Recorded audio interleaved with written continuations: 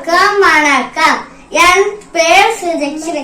நான் மகரிஷி வித்யா மந்திர் பள்ளியில் 3ஆம் வகுப்பு படிக்கிறேன். நான் திருக்குறளுக்கு மார்வடம் அணிந்து கதை சொல்ல போகிறேன்.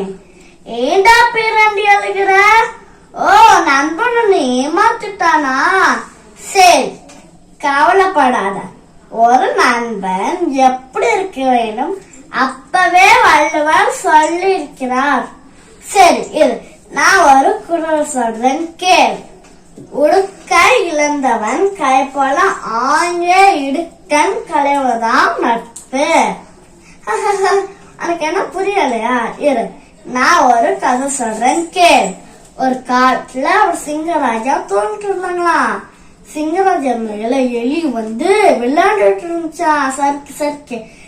அப்புறம் அந்த எலி வந்து சிங்கராஜா தூக்கத்தை கெடுத்து விட்டுருச்சான்.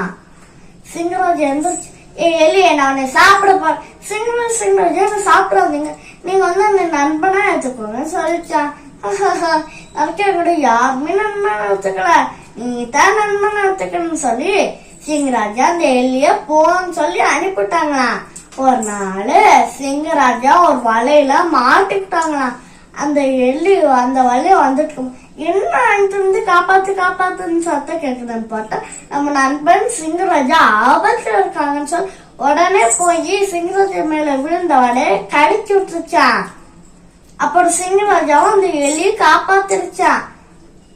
சிங்கராஜா கொகைக்குள்ள அந்த எலிய வச்சுக்கிடுச்சான். இதுதான் உண்மையான நட்பு. உனக்கு நட்புனா என்னதுன்னு?